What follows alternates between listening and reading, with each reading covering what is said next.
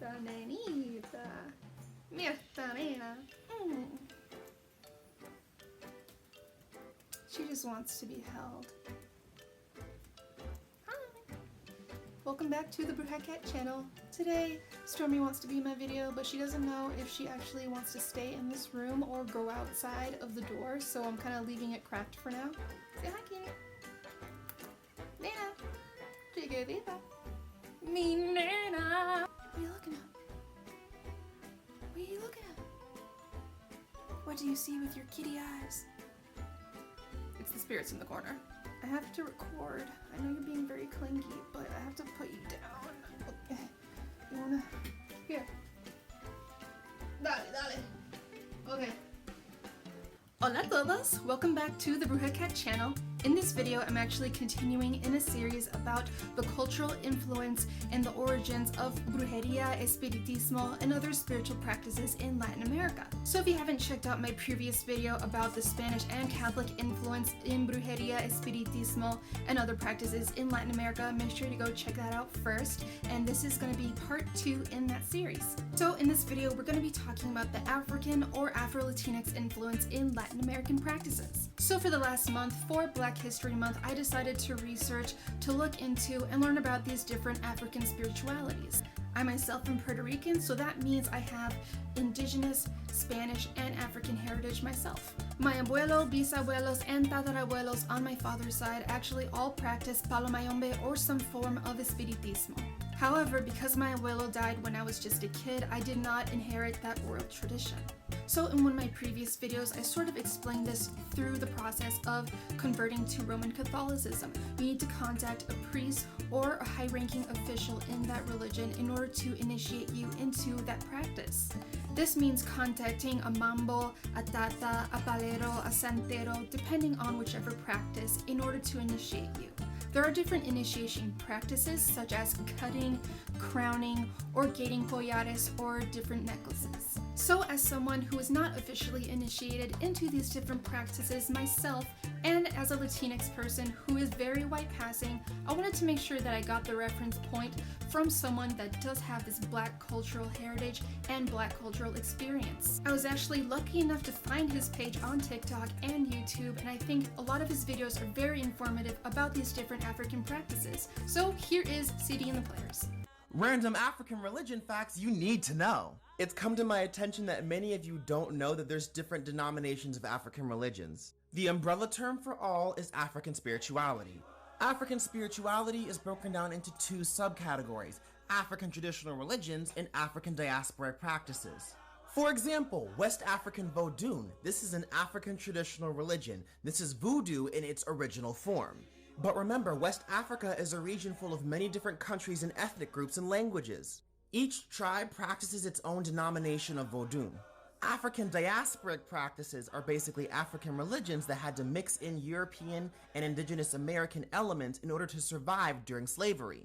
Any country in North or South America or in the Caribbean where African slaves were taken will have its own version of an African diasporic practice. For example, Haitian Vodou, Jamaican Obeya, Louisiana Voodoo, the Gullah Geechee Carolina Hoodoo. Find a priest! What's the difference between voodoo and hoodoo? I've made videos about this before, but let's really get down to the nitty-gritty. Voodoo is a religion, the 3 most popular denominations being West African Vodou, Haitian Vodou, and Louisiana Voodoo. Hoodoo is an African-American spiritual medicine practice that consists of root work and conjure. When I say spiritual medicine, think of a witch doctor. This is somebody who provides healing services, but for spiritual and emotional wounds. The word hoodoo was a mispronunciation of the word voodoo. It's a label that comes from white people's ignorance. Most hoodoo practitioners don't even call it hoodoo, they just call it root work. All African religions practice root work and conjure, but not all root work and conjure hoodoo practitioners practice voodoo. Every ethnic group around the world has its own version of root work and conjure, but they don't all call it root work, conjure, and hoodoo. Take a DNA test to see what your ancestors practiced, and find a priest! If you would like to learn more about these different African spiritualities and practices, I do list my references in the description below, along with different book recommendations. So since a lot of these Black communities in the Caribbean still exist, that means that a lot of these practices have passed down through the generations through oral tradition. And in fact, Latin America does have an Afro-Latinx community that influences and mingles in through a lot of different practices and a lot of different communities. This has helped integrate all sorts of different spiritual and religious beliefs. There are also different terms in witchcraft or brujería that pertain to white or black magic. Now these do have sort of racial inclinations to them, however within the practice and depending on the practitioner that may not be the case. For example, in Espiritismo we do have something called mesa blanca. Now this refers to the white linen and the white clothes that we wear. It does not refer to the color of one's skin or one's race. There are also different terms such as black belt hoodoo, which refers to the original practices of hoodoo in the continental United States. So when enslaved West Africans first came to the United States, they encountered a lot of indigenous communities. And so since they were on a whole different continent, they were not able to get the herbs, the roots, all of these different ingredients or tools for their spiritual practices and for their medicinal practices. So the way that these different sort of African spiritualities and African religions, African practices developed in the American South was very influenced by Catholicism, as opposed to the rest of the regional American South that was influenced by Protestantism. This is perhaps what might have influenced the superstitious belief of white magic versus black magic, and seeing different African traditions and African religions, spiritual practices as the devil's work, which unfortunately we still see very much in modern day movies and TV. I will link my video about the lack of diversity in the witchcraft community in the description below, where I talk more about diversity or the lack thereof in movies and TV. And so this African or black diaspora that developed in the Caribbean and around the Gulf are sort of an amalgamation of Haitian Creole, French, Spanish, Indigenous, Cajun, and more. So in my research for Black History Month, I created a list of these different African practices. Some of these African religions or spiritual practices include Umbanda, Kimbanda, Yoruba, Palomayombe, Palomonte, Vodou, Voodoo, Obie. Some African traditional religions or spiritual practices in the Caribbean include Cuban Santeria, Puerto Rican Sanse, Jamaican Rastafari, Garifuna, Dominican Gaga, Haitian Vodou, Espiritismo. In Brazil, Macumba and Candomblé are very popular. In the United States, different spiritual practices that have developed due to the African diaspora include New Orleans Voodoo, Hoodoo root work, Appalachian granny magic, Ozark folk magic, Gullah Geechee, and the Cunning People. Excuse me, ma'am. I'm talking. Because a lot of these are closed practices where you need to be initiated into, I wasn't able to get very much details about the specifics of these different African traditional religions or spiritual practices. However, I was able to uncover these different tools or different sort of unique practices that do occur. Some of these different tools are universal, however some of these are closed and should not be used by others that are not practitioners in these religious beliefs, in these spiritual practices. However, there are different variations depending on the different global religions, depending on these different global practices. So one example of this, which is very popular in mainstream media like movies and TV, are voodoo dolls. Now, voodoo dolls in themselves are used in the practice of voodoo or vodou. So keep in mind that the mainstream concept of voodoo dolls is a misappropriation and stems from unethical marketing of these different African practices. Voodoo is still a closed practice, however there are different global variations of these dolls. Eurocentric versions are puppet dolls, actually. So these are something that are unique to Europe. These are something that can be used by the general public. Here's an example of a puppet doll from Salem in New England, Massachusetts. Another example of this, which is found in the Latinx community, are trouble dolls, also known as worry dolls. In Spanish, they're called quitapenas and are usually given to little children as a person to talk to about all of their troubles. And because they're so small, they're usually carried around in little bags or tins. Another tool that can be used are gris or mojo bags. These can be known as medicine bags by the indigenous community. So another unique tool, practice, and symbolism is calorie shells. There are many layers of the symbolism and meaning behind calorie shells. These were used as monetary value. They were used for divination, so calorie shells could be used in a form of lithomancy. Calorie shells also symbolize warding off the evil eye, with the shape of it itself looking very much like an eye with a black slit through the middle. Calorie shells were also used as a form of protection, very much like a talisman for different warriors depending on the African tribe. Calorie shells were also used as a means of sending messages, however the sender and receiver must be very fluent in the language of Arocho.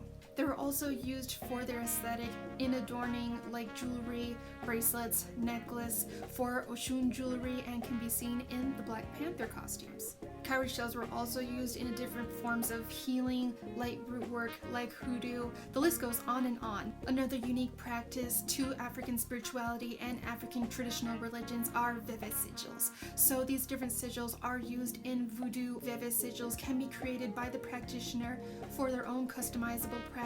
However, they are primarily used as representations, as beacons for the different loa.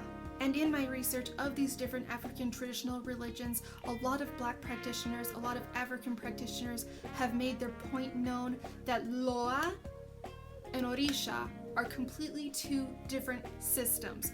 You can become a practitioner that uses both of these systems, however, they are not interchangeable.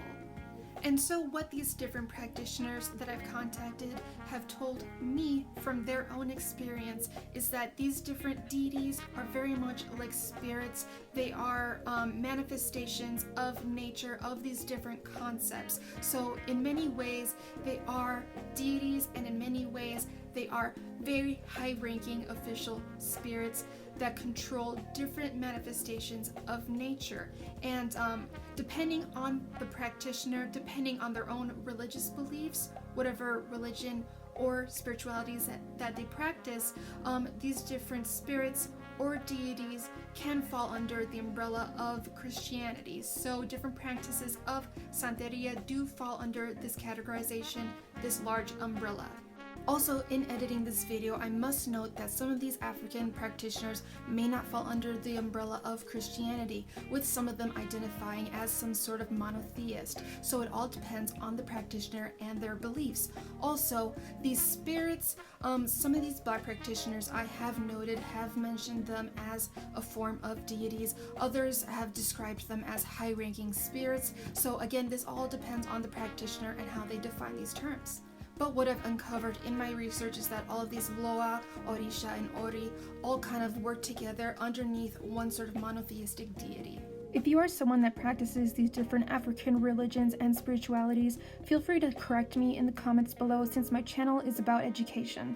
And what a lot of these Black practitioners have communicated to the general public is that they do not want to be labeled as pagan. So because they fall under this large umbrella of Christianity, even though they work with different deities, with these different spirits, they are not pagan. And so once more, I would love to reference CD and the Players in his very concise etymology of these different terms. A pagan is a follower of a polytheistic religion, polytheistic as in similar to the way that the ancient Romans practiced their religion. That is the definition of what a pagan is under the context of being a heathen. The definition of heathens, of or relating to people or nations that do not acknowledge the God of the Bible. Somebody who is estranged and uncivilized, an uncivilized or irreligious person. In African spirituality, we do acknowledge the Abrahamic God. Is it in the exact same context as the white Christians acknowledge him? Absolutely not, but we do acknowledge the same God. However, under modern paganism or neo-paganism, this word is not a slur. But at the same time, African spirituality is not modern neo-paganism. So if these different ATR, African traditional religions, or African spiritual paths interest you, find a priest! Find a high-ranking practitioner in that religion, in that spiritual practice, and they will do a reading for you. They will help mentor you and guide you to see if this is the correct path for you to take. This may not be the appropriate path for you to take, so they do have the right to say no. They do have the right to deny you. I hope that these videos have been educational for you. As always, I will have all of my resources, all of my sources down below in the description if you would like to learn more. Be sure to share these videos in order to help educate the general public about these misrepresented and misunderstood practices. So since there is a large community of Afro-Latinx people, of Black practitioners within the Latin American community, I want to make sure that they are represented as well and that the general public has a form of educating themselves and learning about them. So if these sort of videos interest you, be sure to subscribe. In the future, I will continue this series about the cultural influence and origins of Brujería, Espiritismo, Curanderismo, and all sorts of other spiritual practices in Latin America.